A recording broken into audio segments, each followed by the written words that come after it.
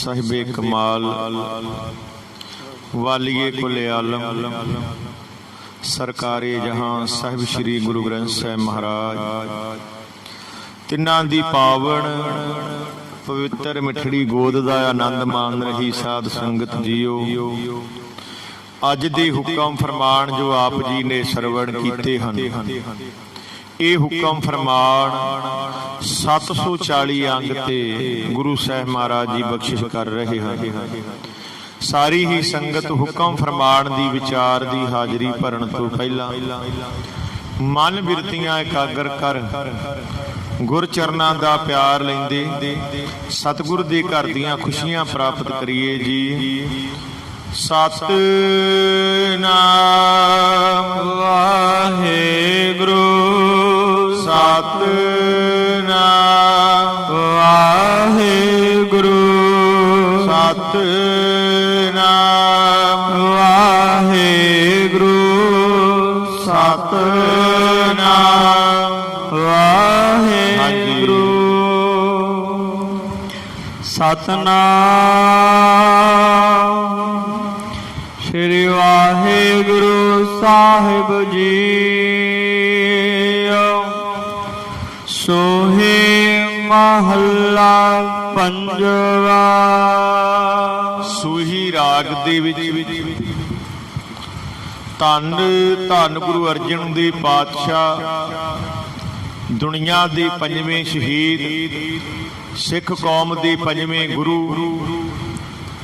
साहिबे कमाल धन गुरु अर्जन देव पातशाह शहीदों के सरताज तिन्हां दी रब्बी बाणी दी रचना सूही राग विच है जी। रहन न पावह सुर नार देवा।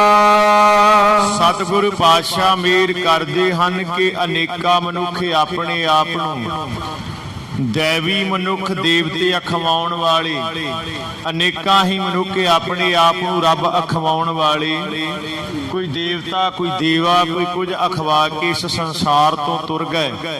कोई भी इत्थे सदा सदा लई टिके रहन वास्ते नहीं रहा, कोई भी इत्थे सदा लई टिक नहीं सकता। अनेका ही इस संसार ते मनुख आए, वो भी इस दुनिया तो चले गए। सुर नर देवा, इत्थे सुर आए असुर आए, भले मनुख भी आए राक्षस भी आए, नर आए देवी देवते आए, पर वो भी इस धरती नूं छड्ड के चलदे बने। अनेका मनुख अपने आप नूं देवी देवतियां दे अवतार अखवा के इस संसार तो तुरदे बने, सदा लई टिके नहीं रह सकते जिहड़े इत्थे आए सन। उठ सदारे कर मन जन सेवा। सतगुरु पातशाह मेर करदे ने कि अनेका ही अपने आप नूं ऋषि मुनि अखवा के गए, अनेका ही उन्हां ऋषि मुनियां दी सेवा करके जगत तो आखिर आपो अपनी वारी चले गए। अनेका ही आए जिन्हां ने अपने आप नूं ऋषि मुनि अखवाया ते वो भी तुर गए। अनेका ही लोग उन्हां ऋषि मुनियां दी सेवा विच लग गए ते आखिर नूं वो भी जगत दिओ इस संसार तो तुरदे बने। जीवत पेखे जने हर हर ध्याया। सतगुरु पातशाह हुण समझाउंदे ने कि आत्मक जीवन वाले सफल जीवन वाले सिर्फ ओही वेखे जाते हैं जिन्हां ने परमात्मा दा सिमरन कीता है। बिना सिमरन तो जिन्ने भी संसार ते आए ने साध संगत जीओ ये मरे ही नहीं, पर जिहड़ा परमेश्वर दा सिमरन करदा है वो शरीर करके ते भावे संसार तो चलिया जावे, पर जान लग्या भी पातशाह कहंदे ने गुरमुख जन्म सवार दरगाह चलिया। ये नाम सिमरन दी कमाई दे नाल किरपा हुंदी है। सूरज किरण मिले जल का जल हुआ राम, ज्योति जोत रली संपूर्ण थिया राम। पंज तत्त पंजा तत्तां च ही भेद हो गए, आत्मा परमात्मा च लीन हो गई ते साध संगत जम्मण मरण दे गेड़ मुक गए। ये वडियाई आत्मक जीवन दी है।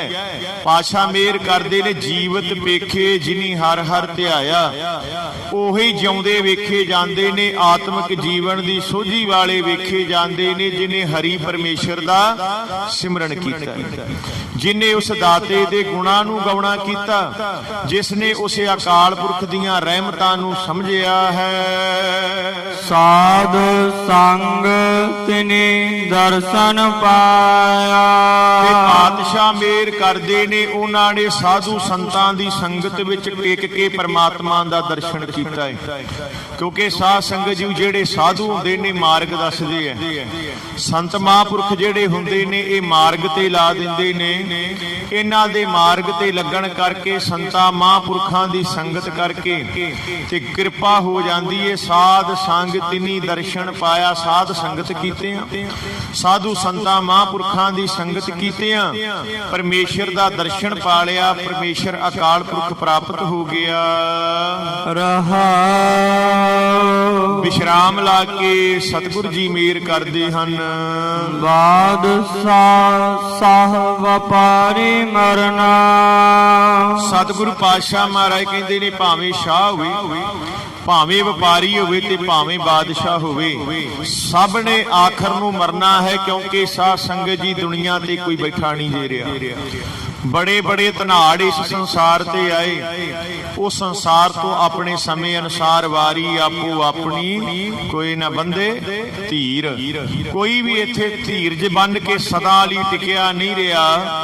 ਕਿਉਂਕਿ ਜੰਮਣ ਮਰਨ ਤੋਂ ਰਹਿਤ ਕੇਵਲ ਤੇ ਕੇਵਲ ਇੱਕ ਅਕਾਲ ਪੁਰਖ ਪਰਮੇਸ਼ਰ ਹੈ। ਜੰਮਣ ਮਰਨ ਤੋਂ ਰਹਿਤ ਆਪ ਵਾਹਿਗੁਰੂ ਜੀ ਹਨ। ਇਸੇ ਕਰਕੇ 10 ਜਾਮਿਆਂ ਦੇ ਵਿੱਚ ਗੁਰੂ ਸਾਹਿਬਾਂ ਨੇ ਆਪ ਆ ਕੇ, ਪਰਮੇਸ਼ਰ ਆਪ ਆਇਆ 10 ਜਾਮਿਆਂ 'ਚ, ਆਪ ਆ ਕੇ ਤੇ ਉਹਨਾਂ ਨੇ ਇਸ ਜੰਮਣ ਮਰਨ ਤੇ ਦੁੱਖ ਸੁੱਖ ਨੂੰ ਸਰੀਰ ਤੇ ਹੰਢਾ ਕੇ ਤੇ ਸਮਝਾ ਦਿੱਤਾ ਸੰਸਾਰ ਦੇ ਲੋਕਾਂ ਨੂੰ ਕਿ ਦੁੱਖ ਸੁੱਖ ਦੋਏਦਾਰ ਕੱਪੜੇ ਪਹਿਰੇ ਜਾਏ ਮਨੁੱਖ। ਸਤਿਗੁਰੂ ਨੇ ਸਮਝਾ ਦਿੱਤਾ ਹੈ, ਦੁੱਖ ਤੇ ਸੁੱਖ ਝੱਲ ਕੇ ਦੱਸ ਦਿੱਤਾ ਹੈ ਸਾਨੂੰ ਕਿ ਪਿਆਰਿਓ, ਇੱਥੇ ਭਾਵੇਂ ਕੋਈ ਕਿੱਡਾ ਵੀ ਵੱਡਾ ਕਿਉਂ ਨਾ ਆ ਜੇ, ਜਿਨੇ ਸਰੀਰ ਧਾਰ ਕੇ ਇੱਥੇ ਆਉਣਾ ਉਹਨੇ ਸਰੀਰ ਛੱਡ ਕੇ ਇੱਥੋਂ ਜਾਣਾ ਵੀ। ਪਾਤਸ਼ਾਹ ਮੇਰ ਕਰਦੇ ਨੇ, ਭਾਵੇਂ ਕੋਈ ਸ਼ਾਹ ਹੋਵੇ, ਭਾਵ ਕਿ ਬਹੁਤ ਧਨਾੜ ਮਾਇਆ ਦਾ ਮਾਲਕ ਹੋਵੇ, ਭਾਵੇਂ ਕੋਈ ਵਪਾਰੀ ਹੋਵੇ, ਬਹੁਤ ਵੱਡੇ ਵਪਾਰ ਦੇਸ਼ਾਂ ਵਿਦੇਸ਼ਾਂ ਵਿੱਚ ਚੱਲਦੇ ਹੋਣ, ਤੇ ਭਾਵੇਂ ਕੋਈ ਪੂਰੇ ਇਲਾਕੇ ਦਾ, ਆਪਣੇ ਪੂਰੇ ਹਿੰਦੁਸਤਾਨ ਦਾ ਲਾ ਲਓ ਜਾਂ ਕਿਸੇ ਪੂਰੇ ਯੂਰਪ ਦਾ ਬਾਦਸ਼ਾਹ ਹੋਵੇ, ਜਿੱਡਾ ਮਰਜੀ ਵੱਡਾ ਹੋ ਜਾਵੇ, ਪਾਤਸ਼ਾਹ ਕਹਿੰਦੇ ਸਭੜਾ ਨੇ ਆਖਰ ਨੂੰ ਮਰਨਾ ਹੈ, ਦੁਨੀਆ ਤੋਂ ਕੂਚ ਕਰ ਜਾਣਾ ਹੈ। ਜੋ ਦਿਸੈ ਸੋ ਕਾਲ ਹੈ ਖਰਨਾ। ਪਾਤਸ਼ਾਹ ਮੇਰ ਕਰਦੇ ਨੇ, ਜਿਹੜਾ ਵੀ ਕੋਈ ਇੱਥੇ ਦਿਸਦਾ ਹੈ, ਹਰੇਕ ਨੂੰ ਮੌਤ ਨੇ ਲੈ ਜਾਣਾ ਹੈ। ਜੋ ਵੀ ਦਿਸ ਰਿਹਾ ਸਾਧ ਸੰਗਤ ਜੀ, ਕਿਤੇ ਮੌਤ ਕੱਲੇ ਬੰਦਿਆਂ ਨੂੰ ਥੋੜਾ ਆਉਂਦੀ ਹੈ, ਇਨਸਾਨ ਨੂੰ ਥੋੜਾ ਆਉਂਦੀ ਹੈ। ਕੁੱਤੇ ਬਿੱਲੇ ਕਿੰਨੇ ਮੱਛੀਆਂ ਹੋਰ ਮੱਝਾਂ ਗਾਵਾਂ ਸਾਧ ਸੰਗਤ ਜੀ ਇਹਨਾਂ ਦੀ ਮੌਤ ਵੀ ਹੁੰਦੀ। ਜੋ ਦਿਸ ਰਿਹਾ, ਜੋ ਸਾਹ ਵਾਲੀ ਚੀਜ਼ ਹੈ, ਜਿੰਦੇ ਚ ਸਾਹ ਚੱਲਦੇ ਨੇ, ਜੋ ਜਿਹੜੀ ਚੀਜ਼ ਖਾ ਪੀ ਰਹੀ ਹੈ, ਤੁਰ ਫਿਰ ਰਹੀ ਹੈ, ਪਾਤਸ਼ਾਹ ਕਹਿੰਦੇ ਨੇ ਜੋ ਦਿਸ ਹੈ ਸੋ ਕਾਲ ਹੈ ਖਰਨਾ। ਜੋ ਦਿਸ ਰਹੀ ਹੈ, ਖਾ ਪੀ ਰਹੀ ਹੈ, ਹਿਲ ਰਹੀ ਹੈ, ਵੇਖ ਰਹੀ ਹੈ, ਸੁਣ ਰਹੀ ਹੈ, ਉਹ ਸਭ ਨੂੰ ਇੱਕ ਨਾ ਇੱਕ ਦਿਨ ਕਾਲ ਮੌਤ ਨੇ ਲੈ ਜਾਣਾ ਹੈ। ਕੂੜਾ ਮੋਹ ਲਪਟ ਲਪਟਾਨਾ। ਤੇ ਪਾਤਸ਼ਾਹ ਮੇਰ ਕਰਦੇ ਨੇ ਕਿ ਮਨੁੱਖ ਝੂਠੇ ਮੋਹ ਵਿੱਚ ਸਦਾ ਫਸਿਆ ਰਹਿੰਦਾ ਜੀ। ਕੂੜਾ, ਕੂੜੇ ਤੋਂ ਭਾਵ ਝੂਠਾ, ਝੂਠ ਦੇ ਵਿੱਚ, ਝੂਠੇ ਮੋਹ ਦੇ ਵਿੱਚ ਫਸਿਆ ਰਹਿੰਦਾ ਏ। ਔਰ ਉਸ ਅਕਾਲ ਪੁਰਖ ਪਰਮੇਸ਼ਰ ਨੂੰ ਯਾਦ ਨਹੀਂ ਰੱਖਦਾ, ਸਦਾ ਹੀ ਝੂਠੇ ਮੂੰਹ ਦੇ ਵਿੱਚ ਲਪਟਾਨਾ, ਇਹਦੇ ਵਿੱਚ ਹੀ ਲਪਟਣ ਹੋਇਆ ਰਹਿੰਦਾ ਹੈ। ਪਰਮਾਤਮਾ ਨੂੰ ਭੁਲਾਈ ਰੱਖਦਾ ਹੈ ਤੇ ਇਹਨਾਂ ਝੂਠੇ ਮੂੰਹਾਂ ਵਿੱਚ ਫਸਿਆ ਰਹਿੰਦਾ ਹੈ। ਛੋੜ ਚੱਲਿਆ ਤਾਂ ਫਿਰ ਪਛਤਾਨਾ। ਤੇ ਸਤਿਗੁਰ ਮਿਹਰ ਕਰਦੇ ਨੇ, ਪਰ ਜਦੋਂ ਦੁਨੀਆ ਦੇ ਪਦਾਰਥ ਇਸ ਸੰਸਾਰ ਤੇ ਹੀ ਛੱਡ ਕੇ ਤੁਰ ਜਾਂਦਾ ਹੈ ਤੇ ਫਿਰ ਪਛਤਾਉਂਦਾ ਬਹੁਤ ਹੈ ਕਿ ਜਿਹੜੀ ਚੀਜ਼ ਨੇ ਮੇਰੇ ਨਾਲ ਹੀ ਨਹੀਂ ਸੀ ਜਾਣਾ, ਜਿਹੜੀ ਚੀਜ਼ ਨੇ ਮੇਰੇ ਨਾਲ ਨਿਭਣਾ ਹੀ ਨਹੀਂ ਸੀ, ਮੈਂ ਉਸੇ ਚੀਜ਼ ਨੂੰ ਇਕੱਠੀ ਕਰਦਾ ਰਹਿ ਗਿਆ। ਜਿਸ ਚੀਜ਼ ਨੇ ਨਾਲ ਜਾਣਾ ਸੀ ਉਹ ਸੀ ਪਰਮੇਸ਼ਰ ਦਾ ਸਿਮਰਨ, ਜਿਹਨੇ ਦਰਗਾਹ ਤੱਕ ਨਾਲ ਨਿਭਣਾ ਸੀ ਉਹ ਅਸੀਂ ਕੀਤਾ ਹੀ ਨਹੀਂ। ਹਰ ਸੰਗ ਸਹਾਈ ਸਦਾ ਨਾਲ ਚੱਲੈ। ਜਿਨੇ ਨਾਲ ਚੱਲਣਾ ਸੀ, ਜਿਨੇ ਸਦਾ ਨਾਲ ਚੱਲਣਾ ਸੀ, ਜਿਨੇ ਦਰਗਾਹ 'ਚ ਜਾ ਕੇ ਸਾਥ ਦੇਣਾ ਸੀ, ਉਹ ਸਿਮਰਨ ਨਹੀਂ ਕੀਤਾ ਪਰਮੇਸ਼ਰ ਦਾ, ਰਾਮ ਨਾਮ ਦੇ ਗੁਣ ਨਹੀਂ ਗਾਏ, ਉਸ ਪਰਮੇਸ਼ਰ ਦੇ ਗੁਣਾਂ ਨੂੰ ਨਹੀਂ ਗਾਇਆ, ਉਸ ਦਾਤੇ ਦੀ ਸਿਫਤ ਸਲਾਹ ਨਹੀਂ ਕੀਤੀ। ਔਰ ਸਾਧ ਸੰਗਤ ਜੀਓ, ਇਸ ਸੰਸਾਰ ਤੇ ਪਦਾਰਥਾਂ 'ਚ ਗਲਤਾਨ ਰਿਹਾ। ਜਦੋਂ ਤੁਰਿਆ ਤੇ ਪਦਾਰਥਾਂ ਨੂੰ ਛੱਡ ਕੇ ਤੁਰਿਆ ਤੇ ਫਿਰ ਬਹੁਤ ਪਛਤਾਇਆ ਹੈ। ਕਿਰਪਾ ਨਿਧਾਨ ਨਾਨਕ ਕੋ ਕਰਹੁ ਦਾਤ।